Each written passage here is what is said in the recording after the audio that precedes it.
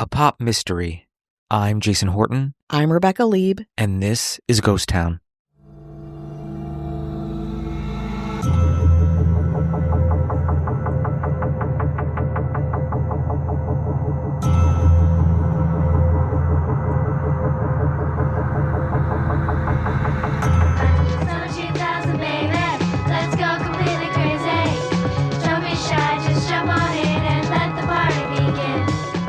What you just heard was a track called Summer 2000 from an album called Stardust by the band X-Cetra.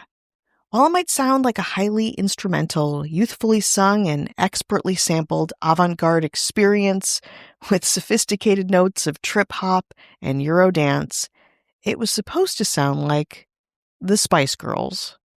Why? Because X-Cetra was made up of preteen girls who one summer before middle school came together to create an addictive cult album that musical experts are still obsessing with today. Why? Because X-Cetra was made up of preteen girls who one summer before middle school came together to create an addictive cult album that music experts are still obsessing over today. Let me introduce you to Aiden Mayeri, Jessica Hall, Janet Washburn, and Mary Washburn, the tweens behind X-Cetra, and the story of a band of both millennial girlhood and perhaps musical genius. The year 2000 was an important one, technologically, politically, and culturally. We had the presidential election, Y2K, the birth of The Sims, and season 1 of Survivor, not to mention pop powerhouses Destiny's Child, Christina Aguilera, Britney Spears, and the Spice Girls tearing up the charts. Like many middle schoolers at the time, 3 best friends from Santa Rosa took notice: Aiden Mayeri, Jessica Hall, and Janet Washburn. The girls were 11 going on 12 and wanted to combat the angst of entering junior high, creatively. To do this, they decided it would be fun to make music, channeling their inner Spice Girls to become proto-pop sensations. Of the time, Aiden Mayeri says, quote, "I feel like I was just taking in pop culture. I just loved everything happening on TRL or pop-up video on VH1. They soon started writing songs together. Jessica remembers a yellow notebook where they would jot down ideas, free of judgment. With their burgeoning catalog, the girls formed a group they called X-Cetra, carefully selected from a list of band names in one of their journals. But, like the Beatles, or perhaps early Destiny's Child, 4 felt like a better number than 3.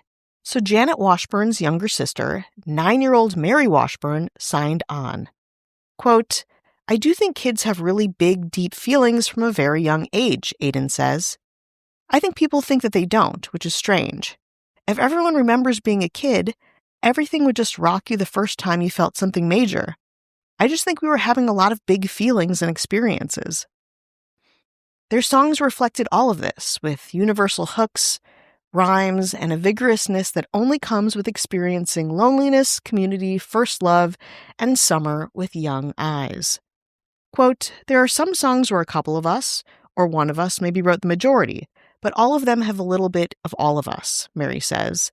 "We would test things out, or someone would say something and we would just kind of edit it, get everything down, and then somebody might be like, 'No, I don't think that works. Let's try this.'"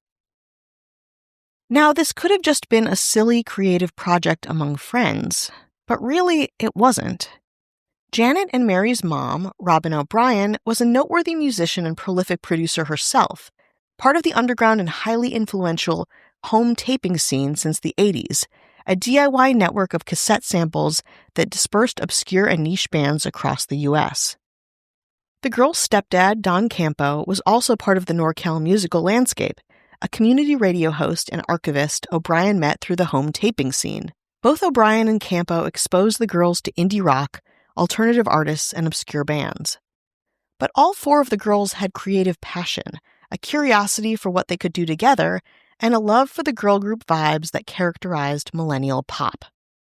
We had the honor of asking Robin O'Brien some questions for this episode, and she was so open and helpful about how X-Cetra came to be and evolved, painting a picture of the girls at that time and what they were hoping to create. O'Brien says, quote, "At the time, the girls were into Fiona Apple and the Spice Girls, of course, Destiny's Child, Jewel, Backstreet Boys, and even songs like Gangster's Paradise and Mambo No. 5. They played CDs, radio, mixtape CDs, and also mixtape cassettes. Brittany and Christina were happening, she continued, but they weren't big for the girls yet. They wanted to be the Spice Girls. I would have given them Spice Girls if I knew how, but I can only do what I do. When O'Brien says I would have given them the Spice Girls if I knew how, I believe what she means is that when she signed on to produce a full album of her 2 daughters and their 2 friends of music, she wanted to create a sound that they'd love, that would be just for them. But her background was way more expansive than conventional pop, and that sensibility would absolutely shine through. O'Brien set the girls up in her home studio and walked them through the girls' own lyrics, playing with their a cappella vocal takes and melodies. Each girl had a role. According to O'Brien, quote, I always considered Jessie the singer of the bunch. Both her parents are singers, maybe that's where she got it. Her sense of pitch was precise, and she, though I expect not consciously, could play with subtle nuances of tone. She applied herself to the work like it was a business, cut and dry. Mary, 9, was a little powerhouse, full of genuine feeling, willing to wrestle with the challenge. Janet, I had a hard time keeping her close enough to the mic. Her voice had a gorgeous, cool quality that needed sufficient amplification. Aiden, on the other hand, propelled by her passion for singing, would get too close to the mic, and it was tough to hold her back. I think of Aiden as the ringleader. She knew how to assemble the personnel to get the project done. According to a great Rolling Stone piece about X-Cetra written by Brittany Spanos, O'Brien needed some good pop music to reinforce the vocals, Spice Girls style, how the girls wanted it. She turned to Campo, who had recently acquired about a dozen moody, synthy compositions by his friend, an experimental German composer named Achim True. According to O'Brien, quote, True described the tracks as trip-hop, and they were an assemblage of beats and synth and samples. Recording Achim's backgrounds on 2 tracks of my 4-track reel-to-reel. Then, after adapting, in my head, the songs to the background tracks, I taught the adapted versions to the girls and recorded them to the existing tracks. We added harmonies. In classic German synth fashion, True's compositions were dark and a bit eerie, heavier than the Spice Girls to be sure, but balanced with the innocence and passion from the tween voices. O'Brien thought that it worked. By the end of 2000, X-Cetra's debut album was complete. O'Brien burned the album onto a CD and even made a shimmery purple album insert with photocopied images from a band photo shoot they had done in their backyard, and some band member bios. It looked very of the time. You can find a photo of this online. From the front, shimmery purple, to the Xerox aesthetic, down to the girls' baby tank tops and butterfly clips. But by the time the band actually heard the album, they had essentially, according to Rolling Stone, broken up. The girls were experiencing middle school, meeting new people, and were in a new phase of their young lives. And when they first listened to Stardust, that all-too-familiar tween insecurity reared its head. They were not happy. More after this break. Raleigh ghosts, Cherokee shadows, creepy Wilmington museums and haunted hotels where the walls remember more than their guests. He felt like he was being choked, saw the doll crawling up on him, and woke up with claw marks, bleeding.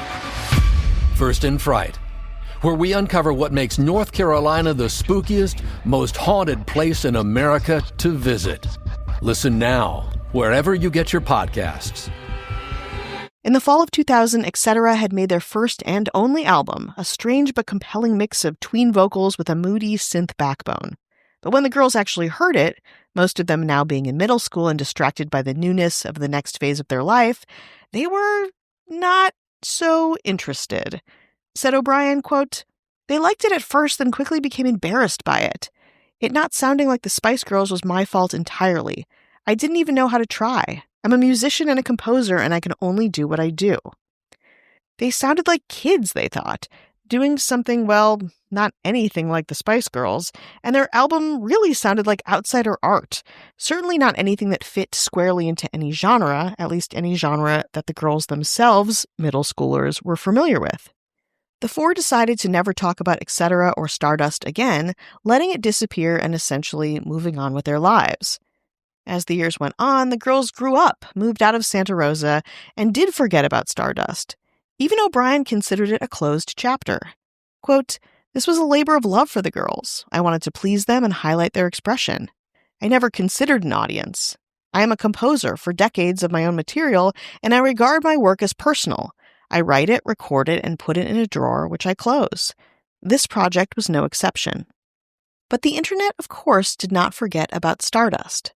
This was because Don Campo, ever the music archivist, made a cover for the project, put his home taper label, Lonely Whistle, on it, and uploaded it to archive.org.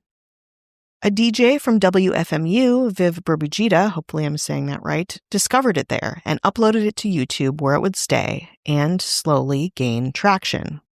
In 2003, WFMU's blog ran a review of Stardust as part of their 365 Days project, where more than 200 contributors highlighted, quote, cool and strange and often obscure audio selections, outsider music really, which often gained small followings for their originality and fringe sensibilities. X-Cetra's only album was labeled as, quote, bizarre, but oddly endearing in the WFMU blog. According to Rolling Stone, the write-up led to more fans of outsider music discovering them. Wrote one Blogspot user, quote, at first I figured it was some Planet Moo artist trying to sound retro or else some Spanish techno with cut-up English language lyrics. Then it sort of tries to be pop but misses the mark. Another commenter called the album, quote, surprisingly groovesome. Mary, now living in Wilmington, North Carolina, actually played the music for a lot of her friends who were active in the Wilmington music scene. Her friends thought it was really cool, as did the friends of Aiden, now an LA-based actor who had a recurring role on The New Girl. At a certain point, she realized that her album actually had some significance and some reach. She was filming a movie in Italy with the late director Jeff Baena, who became obsessed with the album, calling it genius.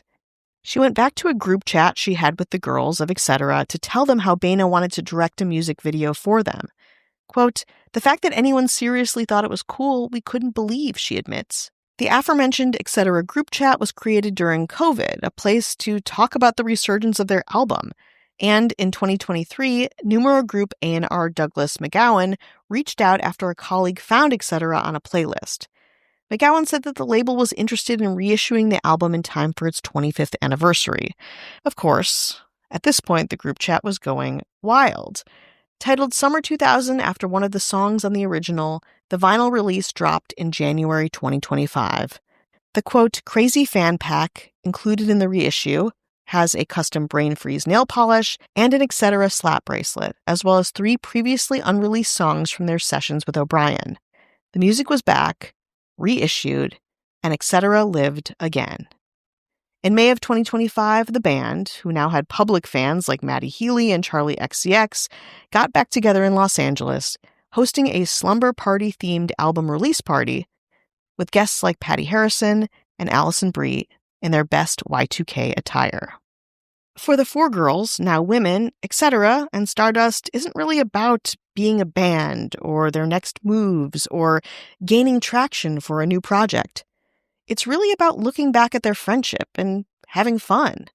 Says O'Brien of X-Cetra's legacy, quote, X-Cetra is a portrait of girlhood, kidhood, of a specific time and place, utterly genuine and intimate.